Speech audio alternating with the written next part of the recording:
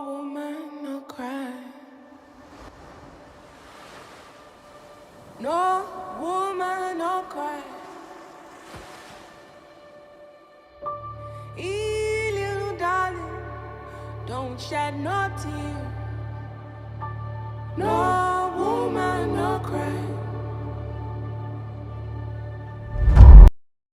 Is marriage for white people? That's the question being asked by an author of a new book.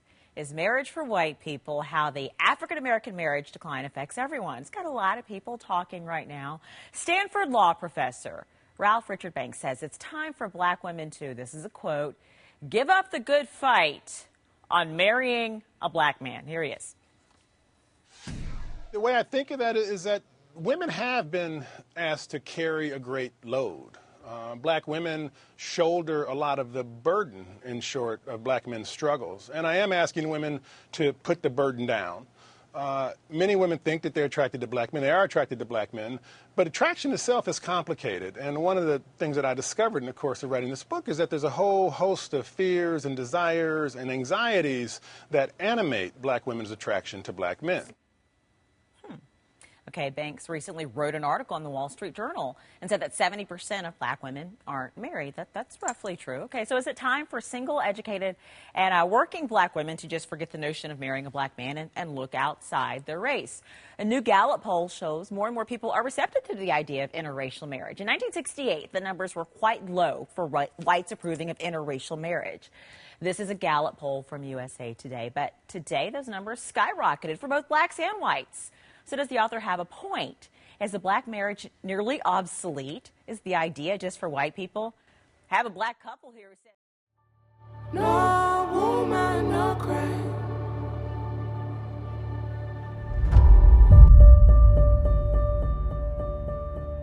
In that last video, I had a lot to say about the war against men.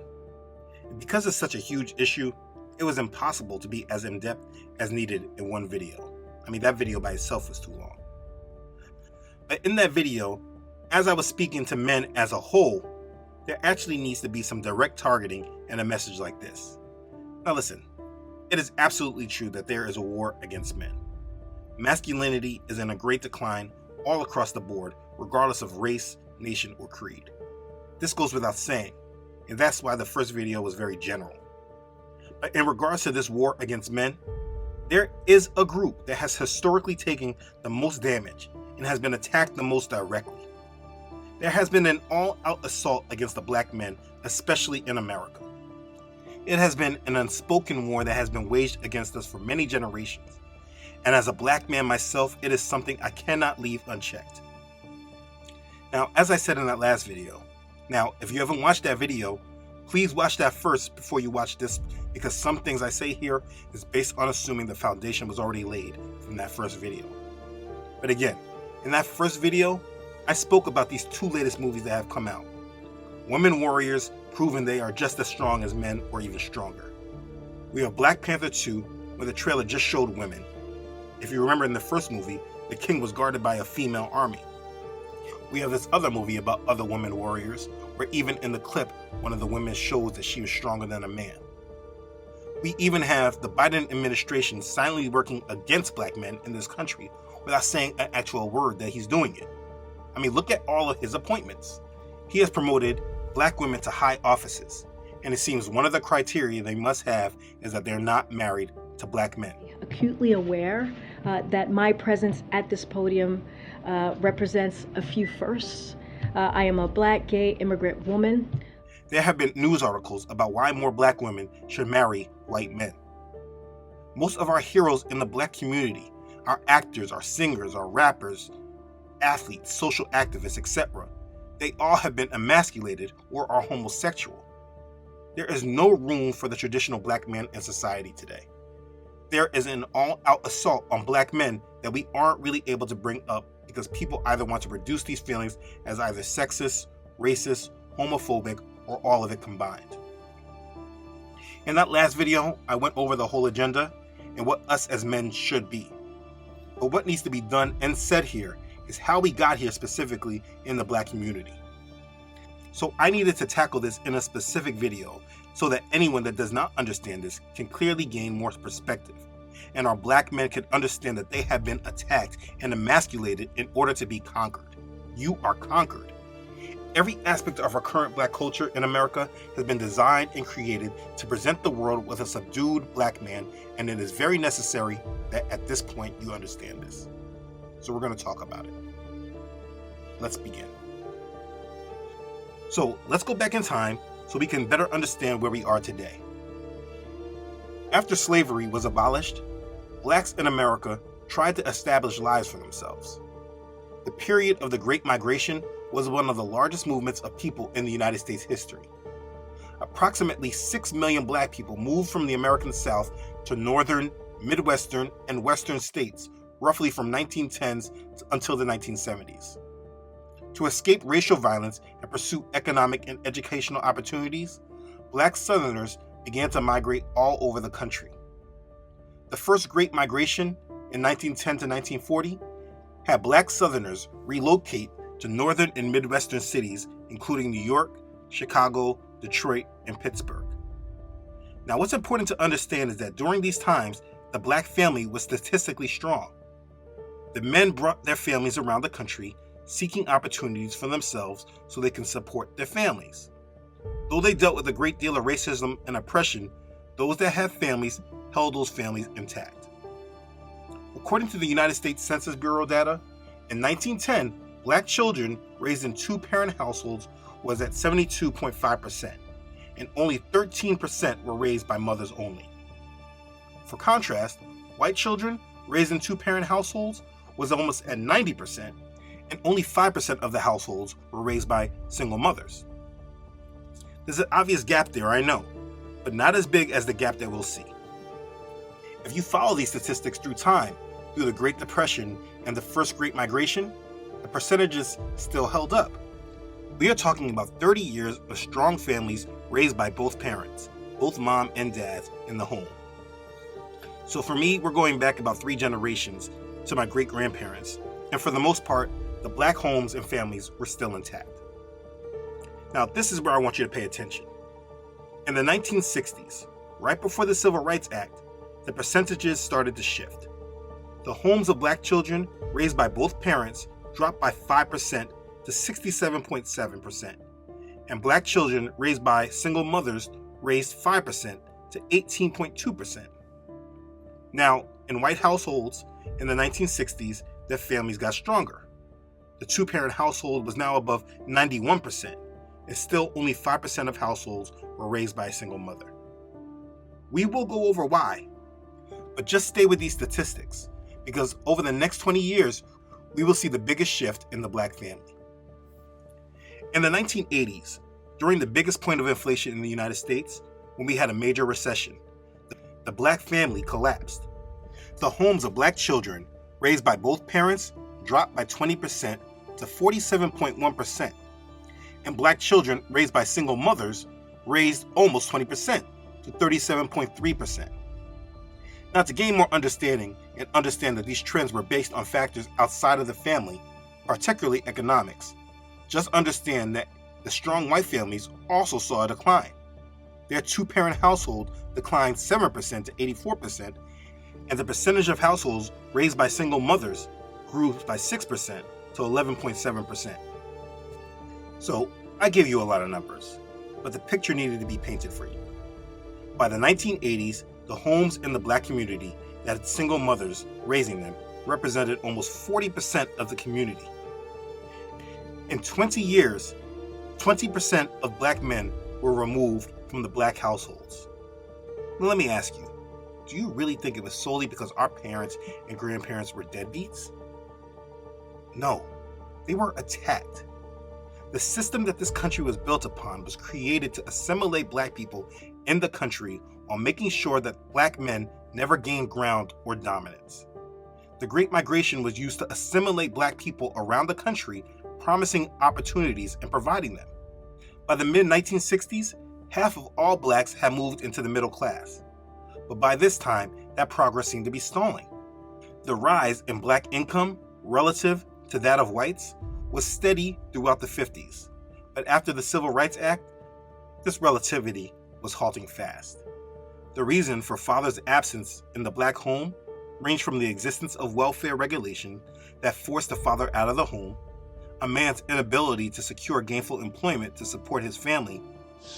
Struggling with a sore throat, the former governor criticized the Carter administration for fighting inflation with unemployment, especially black unemployment.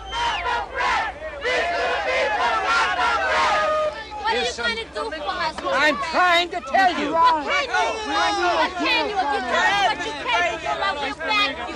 I am trying to tell you that I know now there is no program or promise that a president can make that the federal government can come in and wave a wand and do this. There was tensions in the male-female relationship as feminism began to rise, and the fact that a majority of black children were beginning to be born out of wedlock. Raise your hand if you're married.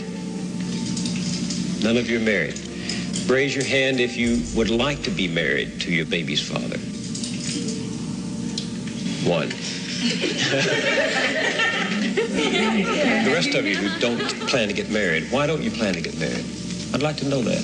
You already have your child to think about, and then a whole family to care for. You know, it's a lot of responsibility, and then you don't want the commitments. I wouldn't want no man holding me down because I think I can make it as a single parent. But don't you think you might need help in raising that baby from a man?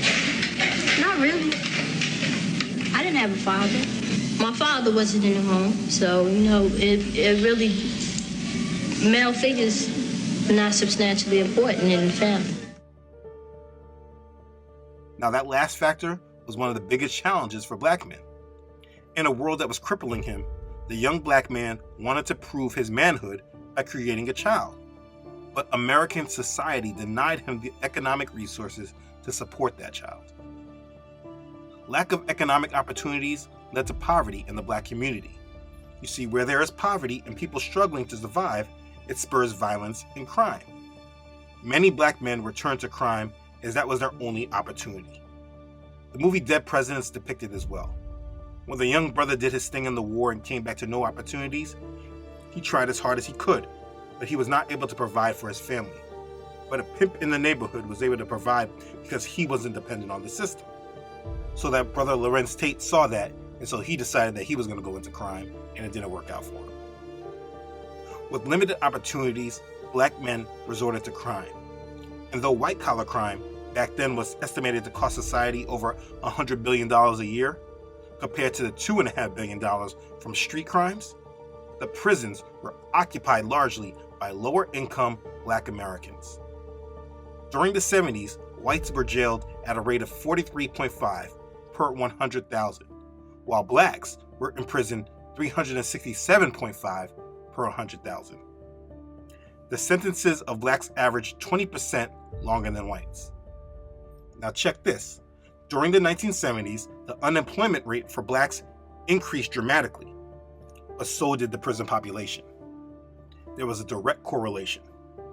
Lack of economic opportunities and extreme poverty led black men to desperation and crime. I mean, today, where marijuana is able to be smoked freely all throughout this country, I was in New York and I saw people smoking weed in front of cops. It was crazy. But back then, people's whole lives were being ruined for an ounce of weed. Those laws back then were put in place for a purpose. Of all new employees entering the private industry between 1974 and 1977, 53% were white women, 26% were white men, 5% were black women, and black men experienced no net gain in their numbers, which is why they needed laws like affirmative action. I really can go in deep with all those statistics during that period. I'm just really trying to paint a picture. What happened to the black man in America was not more about the lack of desire of the black man or his laziness, but lack of opportunities and them trying to find a place in a society that did not want them. The system was not created for black men, and at no time did it ever want to see the thriving of black men unless it filled the stereotypes that it desired. Not to mention that if they were in poverty and sought after welfare, the welfare programs would not assist women who had men in the house. These were called man in the house rules, and they sought to enforce social norms about who was morally deserving of welfare. That's how they say it. We will tighten welfare and give more attention to outside sources of income when determining the amount of welfare an individual is allowed. Mom, the social worker's here.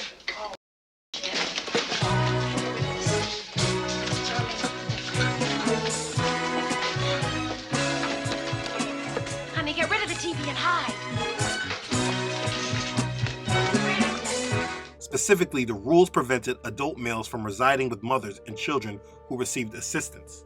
And so it was more beneficial for a mother to not be married and a man not to live in their home than for a family to be together. Poverty and lack of economic opportunity strongly plagued the black community, specifically with black men. So our black families by the 1980s were more than 50% fatherless. Black men had a high unemployment rate and lack of opportunities. And this was created by the system. In the black communities of cities like Los Angeles, it's hard to imagine the situation could deteriorate further. The unemployment rate among black adults is double the average and climbing. In many places, desperation has turned to hopelessness. Now, we by default tend to simply blame the white man for this, but this was much deeper than just blaming white people. Who we were before our ancestors were taken as slaves has been hidden from us. And the hatred and oppression that we went through was told to be solely for the color of our skin. But you must understand it was much deeper than that. This oppression and hatred was very much spiritual, and blaming white people doesn't help you understand what was going on. It only helps keep you trapped in the system's way of thought and trapped in their system. The system was created by Satanists who were strongly against black men who descended from slavery. This bloodline is hated. We were cursed, and by consequence, our people were oppressed. This is too deep to explain in this video, but this was the enemy. It should not be a blanket scapegoat of white people. This doesn't discount the fact that many in the white community were moved through spiritual hatred. They are very close to the Levittown norm, except in one respect. William Myers, Jr. and his family are Negroes in an all-white community. But the whole trouble with this integration business is that in the end, it probably will end up with mixing socially. And you will have, well, I think their aim is mixed marriages and becoming equal with the whites. We have our home here, and if the colored move in and run real estate values down, there are a lot of us, the GIs particularly, who are going to be more or less stuck with their homes. The point I'm making is black men were products of their environments and were being emasculated. And they were no longer taking responsibility in dealing with the circumstances, but they became victims of their circumstances. And when men tried to create something outside of the system, this was quickly squashed and suppressed. It was very difficult for the black man during these times, and we cannot point fingers at them. These were highly oppressive and deceptive times. So let's keep going. Now we're in the 80s. And the system is still the enemy. But you know what happened? The system already knew what they were doing, and they decided now they could really recreate the black man. There was no real influence in the black community, in the black homes, and our real heroes were corrupted, whether they were in the church, abandoning the Bible, preaching a social gospel, whether they were in the streets pushing drugs, being paid to destroy their communities from within, where they were already controlled through organizations like Prince Hall Freemasonry and the Black Boule. The government placed guns and crack in our communities and allowed our communities to severely decline. Then from the rise of mass media, the system went into our neighborhoods and picked our enemies and made them our heroes. The birth of gangster rap and hip-hop culture began, and this was something that we really felt like it was our own. But because we didn't understand the system, we didn't know that these heroes that were being presented to us were just tools of the same system that we were against. They used our own people as a Trojan horse to overcome us. Black culture became hip-hop culture, and it created a sense of immaturity in our black men that we have yet to overcome. For black men, everyone that you may have placed as a hero, that you may have placed posters of them on your walls, you watched their videos, adapted to their style, brought their clothes, went to the parties they threw, studied their lyrics, laughed at their jokes, dressed like them, took on their values, said you were going to make dead presidents represent you as well. All of these so-called heroes were and are in fact your enemies. They don't care about you. They care about themselves. The reason why they were so easily recruited is because they were already proven to not care. That's why they were selling drugs to their own community. The same way they can sell crack in their own community, destroying our mothers and fathers, sisters and brothers, and they felt no way about it, is the same way they feel no way about becoming a famous celebrity, paying millions by destroying their communities through the promotion of debauchery and filth. And guess what? We all ate it up. They were being made rich to destroy our communities from within, and we were cheering it on. Our fathers were no longer in the home, and these men became our role models. It was a geniusly executed sinister plan against us. And most of us men, still in our 40s, still can't shake it off from us. And to add to this, they emasculated these men and made them do ritual homosexual acts.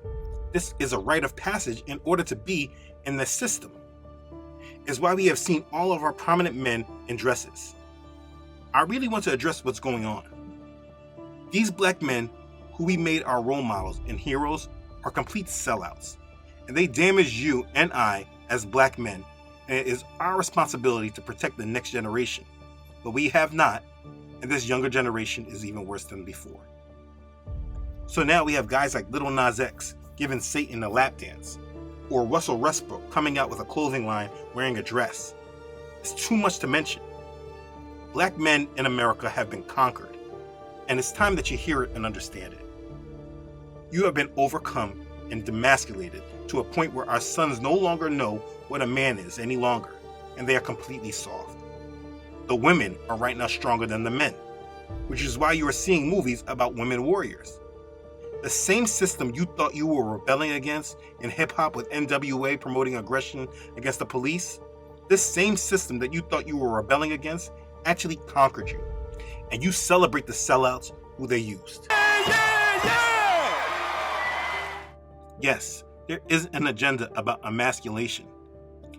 But it is us specifically as black men that this agenda has been targeted at the most, because it was our strength that they could not deal with.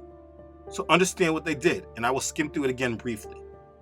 After they gave us an illusion of freedom, they lured us into this system, gave us jobs and allowed us to get educations, promoted some of their controlled bourgeois Negroes, and placed them as our goals to ascend to. After that program set in our minds, they took away all those same opportunities. They promoted agendas that removed the black men out of the homes, allowing their school system and their entertainment to program and raise up our next generation. They then destroyed the communities from within by planting drugs and guns directly in our communities, and they marked our streets by placing Martin Luther King Jr. Boulevard in every city, not as a memorial for us, but as a marker for them to know where they are attacking specifically, and so that others know that this is a black neighborhood. I mean, I can go to any city in America, and if I want to find the hood, all I need to do is find the MLK Boulevards. That wasn't by accident. They set up laws that imprisoned more of our men and left the next generation fatherless and angry. They filled that void with homosexual sellouts who promoted a lifestyle and mentality that destroyed us from within, removing our values completely, having us disrespect our women. Pretty much everything that would have been right for us, they promoted the complete opposite, and made these men our heroes and the leaders of our society. And we're still celebrating them today, talking about their money and giving them props and all that other garbage. Now we're totally controlled and manipulated, and we have raised up a next generation of black men that doesn't even know what a black man should look like or be like. We now have men that are submissive to their women and do not lead their homes. Men that are scared to combat evil because they're scared of losing their fake black card. And what we see now is either women or gay black men taking our leadership roles. This is all an agenda that has been used against us, because while they diffused us and made sure we are not a threat to them, they have been provoking and manipulating us to use our energy to bring about the change they desire in this world. Black people in America have an extremely high influence on culture and trends and social justice, but they are just echoing the voice of their puppet masters. And this has started because you, Mr. Black Man, have been neutralized. You have been conquered, You have been so imprisoned that you believe that the only answer is actually the biggest weapon used against us. Yahusha the Messiah is your only answer, and you reject him. Let me tell you why I made this video. The times ahead that are coming are about to be really bad. And every one of you that are under this mind control are going to be dragged into chaos, and your families will be victims just by consequence. If you do not wake up and understand who you are, why we were oppressed, and what our only answer is, you're going to fall. You must break generational curses that the men in your family have been plagued with and defeated by. You must do it. Don't worry about your dad or the other weak men around you. You must wake up and become what this world needs, what our women need, what our children need, what our community needs, and what our Creator, the Most High, requires. When I was a child, I spoke as a child. I understood as a child. I thought as a child. But when I became a man, I put away childish things. That's 1 Corinthians chapter 13, verse 11. And I read that scripture because it's time for you to put away the childish things and the childish thoughts. You as a black man are being attacked, and there's not much you and I can do to change this trajectory. But we can make up for our mistakes and the mistakes of our parents and our grandparents, and so on. You must be a man who lives out life through strength and not through weakness. Watch, stand fast in the faith, be brave, be strong. Let all that you do be done with love. That's 1 Corinthians chapter 16, verses 13 and 14. Now let me tell you what I know. I imagine that many of you just probably said, man, he was doing good until he brought that religion stuff in. I mean, he's using the Bible. He's controlled. Let me tell you very clearly, I'm not one of these sellout pastors. If you understood what it was I was saying before I quoted a little scripture, humble yourself and then ask yourself, maybe there's something he knows deeper than what I know from the surface. Because here's some truth unedited for you. If you have a problem with the Bible, you have an identity problem, and you don't know who you are. You are mind controlled and need to be woken up.